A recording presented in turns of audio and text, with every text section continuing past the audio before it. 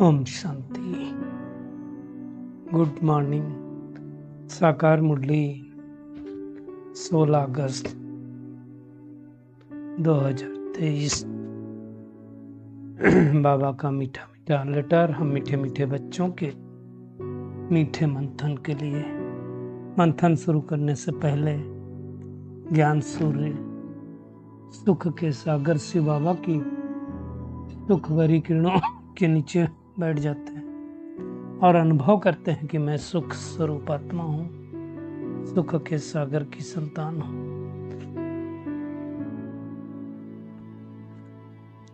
आज की मुरली में बाबा ने 2 शब्दों पर बहुत जोर दिया है और वो 2 शब्द हैं दूरादेशी और विशाल बुद्धि। दुनिया में भी जब कोई बुद्धिमान व्यक्ति होता है तो कहते हैं तो भाई बहुत दूर की सोच समझ के काम करते हैं, ये बहुत विशाल बुद्धि है ना, बड़ी बुद्धि है, होशियार बुद्धि है। तो बाबा कहता है तुम बच्चे क्या करो, दूरादेशी बनो, अर्थात दूर की सोचो, 21 जन्मों की सोचो, खाली इस जन्म की नहीं सोचो। और दूसरा बाबा ने साथ साथ हिदायत भी दिया कि भगवान के कार्य में कभी डिस्टर्ब नहीं करना, क्योंकि जो डिस्टर्ब करेंगे तो आप ये ऊंच पद तो पाएंगे नहीं। भगवान इस समय सतयुगी सृष्टि की स्थापना का कार्य कर रहा है। कैसे कर रहा है? इस ज्ञान को देखकर। तो हमें इस ज्ञान में मदद करनी चाहिए, न कि डिस्टर्ब करना चाहिए। कई लोगों की आदत होती है कि जो दूसरे करे उसमें कुछ ना कुछ टांग मारेंगे, कुछ ना कुछ नुक्ता निकालेंगे, कमी निकालेंगे। अब वो गए नहीं है, जाके देखा नहीं है कि वहां क्या होता है, लेकिन बाहर बाहर से सुन करके निंदा करते हैं। ऐसे लोगों को पाप का भागीदार बनना पड़ता है। इसलिए हमें किसी की न निंदा करनी है, न किसी की गिलानी करनी है। और एक बाबा ने आज रहस्य की बात कही कि दुनिया में जो मनुष्यों को ख्यालात चलते ना, वो सतयुगी देवी देवताओं को कभी नहीं चलते हैं। यहाँ क्या ख्यालात चलता है? यहाँ ये ख्यालात चलता है कि अभी हम कमाएंगे तो हमारे बच्चे खाएंगे, बच्चे के बच्चे अर्थात पोतरे खाएंगे। वैसे देखा जाए तो इस सृष्टि में व्यवस्था बनी हुई है कि हर आत्मा अपने भाग्य का लेकर जाती है या लेकर आती है। कोई आत्मा ऐसी नहीं आती किसी के घर में कि वो अपना भाग्य न लेकर के आए। इसलिए देखा गया है कोई भी आत्मा जब किसी के घर में जन्म लेती है तो उस घर में धन धान सुख शांति सब कुछ हो जाता है। क्यों? क्योंकि वो आत्मा भाग्य लेके आई, उसको मिलना है।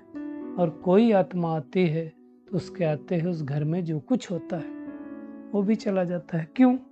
क्योंकि उस आत्मा ने अपने भाग्य का जमा किया नहीं। बगैर भाग्य का कुछ मिल नहीं सकता है। जो कुछ मिलता है वो हमारे किए हुए कर्मों का ही फल है, वही हमें मिलता नहीं तो मिल नहीं सकता है। तो अब हमें क्या करना है? फिर श्रेष्ठ कर्म का खाता जमा करना है और साथ साथ चिंता नहीं करनी है। क्या चिंता नहीं करनी कि पोतरे धोतरे क्या खाएंगे? वैसे भी आप देखो यही चिंता है। सतयुग त्रेता में कोई चिंता नहीं होती, क्योंकि हर कोई अपने भाग्य का खाता है ना। एक बार हम सब ने कहानी पढ़ी हुई है कि एक राजा के 3 बेटियां थी, तो 2 बहुत चापलूस थी। तो उनको पूछा किसके भाग्य का खाती हो? तो कहा आपके भाग्य, आपका दिया हुआ खाती हूँ। तीसरी बेटी से बोला तो उसने कहा अपने भाग्य का खाती हूँ। उसके पिताजी को बहुत अहंकार तो होता है राजा लोगों को तो और ज्यादा, तो उसकी शादी किसी भिखारी के साथ कर दी, गरीब के साथ कर दी। दिखाते हैं उसमें कि जब अंतिम समय हुआ, काफी समय बीत गया, तो राजा पर किसी ने आक्रमण कर दिया, राजा गरीब बन गया, तो किसी ने उसकी पालना नहीं की, उसी बेटी ने की और वो धीरे धीरे संपन्न भी हो गई थी। तो कहने का भावार्थ है क्या है कि हम सतयुग त्रेता की कमाई अभी कर रहा हूं। जैसे आज भी दुनिया में कोई भी अगले जन्म की कमाई तो इसी जन्म में करता है ना, उस जन्म के अनुसार उसका उस घर में, उस परिवार में, उस देश में, उस संप्रदाय में जन्म मिलता है।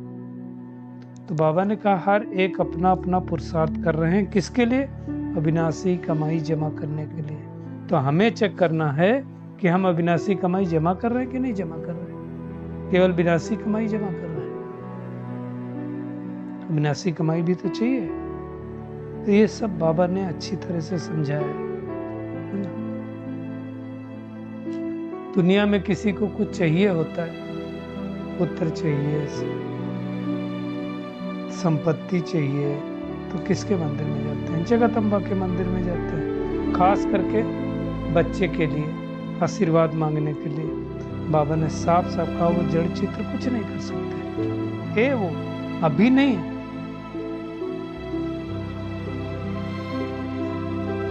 कब थे? संगम युग पर उस आत्मा ने बड़ा पुरुषार्थ किया, तो उसकी आज दिन तक इतनी ज्यादा महिमा चल रही है ना। तो उन आत्माओं के की ही पूजा होती है ना। बाबा ने कहा सारा कुछ डिपेंड है तुम्हारे पुरुषार्थ के ऊपर। कई लोग ऐसे होते हैं जो बड़ी चंचलता करते हैं, जैसे घर में भी चंचलता करते हैं, तो कह देते हैं कई बार तुम तो चंडी हो, मतलब जो ज्यादा धमाल करते हैं। तो बाबा ने कहा यहाँ भी ऐसा ही है। कई बहुत चंचलता करते हैं, अवज्ञा करते हैं, शिव बाबा की सर्विस डिस्टर्ब करते हैं, छोड़ के चले जाते हैं। तो बाबा कहते हैं वो फिर चंडिका देवी बनते हैं। सतयुग में तो आएंगे, क्यों? क्योंकि पुरुषार्थ किया। चंडिका देवी कोई नाम अच्छा नहीं है, लेकिन बड़ी पूजा होती है। क्यों? पुरुषार्थ तो किया था। बाबा ने कहा जो आशीर्वाद भागंती हो जाते हैं वो ऐसा जन्म पाते हैं। तो हमें बहुत ध्यान रखना है, बहुत ही मन लगा करके सर्विस करनी, क्रोध भी नहीं करना है। क्रोध होगा तो भी लोग कहेंगे, बाबा ने आज मिसाल दिया, कोई मान लो ब्रह्मा कुमारी बहन और क्रोध करे तो क्या कहेंगे? देवी ऐसी थोड़ी होती जो कोई क्रोध करे। क्रोध होगी तो फिर बाबा ने कहा फिर वही चंडिका बनेगी। कोई ज्वाला देवी भी होती, बहुत गुस्सा करती होगी शायद। तो बाबा ये सब बातें अच्छी तरह से समझाते हैं। तो हमें क्या करना है? दूरादेशी बुद्धि बनना है। बुद्धि का ताला खोल दिया बाबा ने, तो खुला है कि नहीं खुला, हमें चेक करना चाहिए कि मेरी बुद्धि का ताला खुला है। हर एक को बाबा कहता है नशा होना चाहिए। दुनिया में कितना नशा रहता है। बाबा ने कहा कोई बड़ा होता है, टाटा है, बिरला है, उनको नशा रहता है हम इतने साहूकार हैं। ब्रह्मा बाबा को जैसे नशा था कि मैं जौहरी हूँ, और जब ये वाला ज्ञान मिला तो वो नशा उतर गया। फिर कौन सा नशा चढ़ गया? नारायणी नशा चढ़ गया कि मैं श्री कृष्ण बनने वाला हूँ। तो इन बातों को जो बाबा समझा रहा है, इनको अच्छी तरह से समझना है। और ये अच्छी तरह से सोचना है कि हमें किसी के लिए चिंता नहीं करनी है। सब अपने अपने भाग्य का फल खाते हैं। जो जिसने जितनी कमाई की उसका पुण्य का खाता उतना जमा होता है। अच्छा पढ़ेंगे, अच्छी कमाई करेंगे तो नारायण बनेंगे, अर्थात सतयुग में जाएंगे। फेल होंगे तो राम सीता बनेंगे। तो हमें अच्छे से पुरुषार्थ करना चाहिए। पुरुषार्थ में कभी गफलत नहीं करना चाहिए। बाबा ने कहा शुरू में भट्टी बननी थी तो 300-350 रखे। अब ऐसा थोड़ी हो सकता कि हजारों आते तो उनकी पालना भी मुश्किल होती है। और कई कैसे होते हैं, कोई कैसे होते हैं, उसमें से भी कई टूट गए। कई ऐसे होते हैं 25-30 वर्ष चल के भी टूट जाते हैं। इसलिए जब कोई कहता है कि ना अगर मुझे पहले ज्ञान मिल गया होगा तो मैं पहले आ जाता, नहीं आते, हो सकता भाग जाते। इसलिए ये नहीं सोचना अब जब आए हो तो अब जितना समय मिला उतना पुरुषार्थ करो। अब किसने रोका है? तो ये कभी नहीं सोचना चाहिए कि हम पहले आते तो ये कर लेते वो कर लेते। ऐसा कुछ नहीं, ऐसा होता नहीं। अब जब आए हैं तो जितना हो सके उतना करो पुरुषार्थ।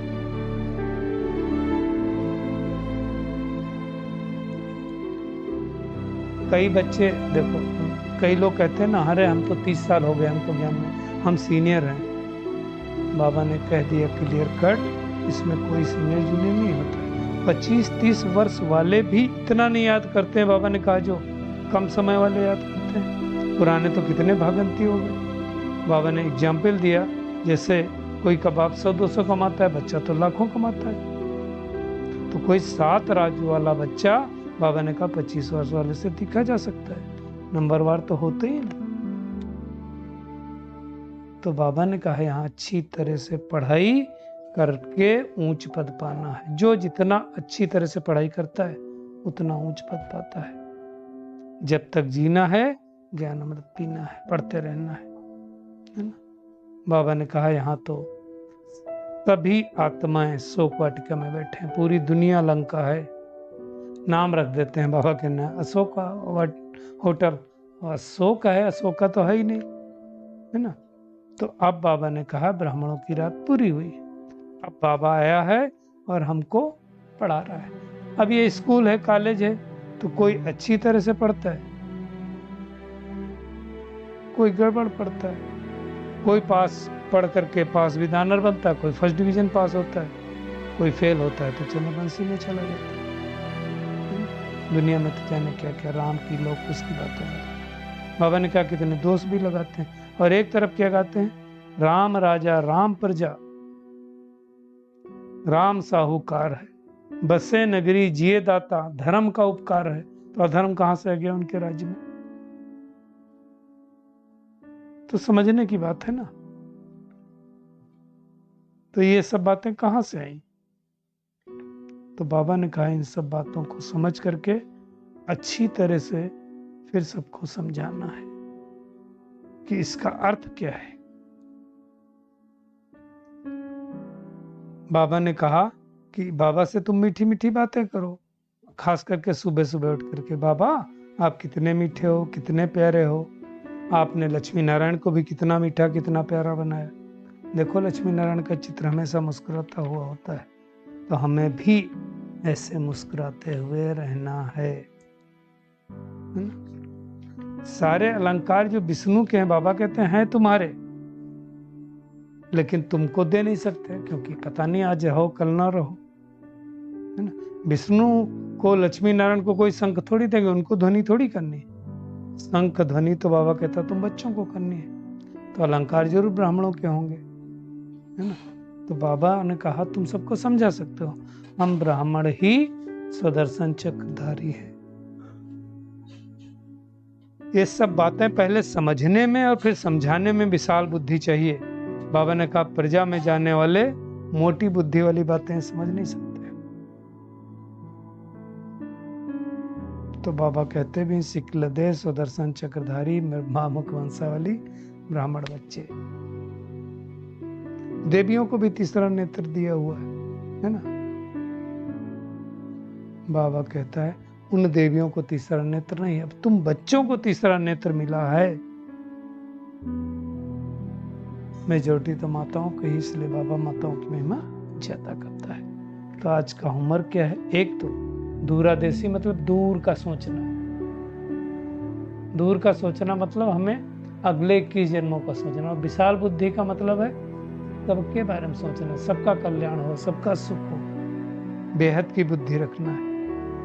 अपना समय सर्विस में सफल करना है, बर्बाद नहीं करना है। जब तक जीना है पढ़ाई पढ़ते रहना है। ऐसा कोई कार्य नहीं करना है जिससे बाप की अवज्ञा हो, जिससे नाम बदनाम हो और फिर हमको चंडी देवी या ज्वाला देवी बनना पड़े। तो ऐसा कोई काम नहीं करना है। बाबा का वरदान है अविनाशी अतीन्द्रिय सुख में रहे, सबको सुख देने और सुख लेने वाले मास्टर सुखदाता भव। देखिए एक होता है सुख इंद्रियों का और एक होता है इंद्रियों से परे अतीन्द्रिय का सुख। जो अतीन्द्रिय सुख होता है वो हमेशा कांस्टेंट होता है। इंद्रियां तो बाबा कहता खुद ही विनाशी है, तो उनसे प्राप्त सुख भी क्या होगा? विनाशी होगा। अगर हम अतीन्द्रिय सुख में हैं तो दुख का नाम निशान नहीं हो सकता। फिर बाबा ने समझाया, अगर कोई आपको दुख देता है तो लेना न लेना किसकी चॉइस है? वो हमारी चॉइस है। हम गाते भी ना, सुख दो सुख लो, न दुख दो न दुख लो। कोई बाबा ने कहा दुख दे भी तो उसको क्या कहो? परिवर्तन करके सुख दे दो, उसको भी सुखी बना दो, तो बहेंगे मास्टर सुखदाता। तो ऐसे सुखदाता बनना है। स्लोगन है, अधिक बोलकर एनर्जी गंवाने के बजाय अंतर्मुक्ता के रस के अनुभवी बनो। बाबा बहुत दिनों से अंतर्मुक्ता की बात करते हैं, तो हमें अंतर्मुखी बनना है। चलिए अंतर्मुक्ता की गुफा में बैठ जाएं और महसूस करें, मैं आत्मा पूरा देसी विशाल बुद्धि बनकर 21 जन्मों की बात सही लेने वाली, पास विधानर बनने वाली, अपना समय सर्विस में सफल करने वाली, अनेकों को सुख देने वाली और सुख लेने वाली मास्टर सुखदाता आत्मा हूं। शुक्रिया मीठे प्यारे बाप दादा, शुक्रिया आप सभी का इस मीठे मंथन के लिए। ओम शांति।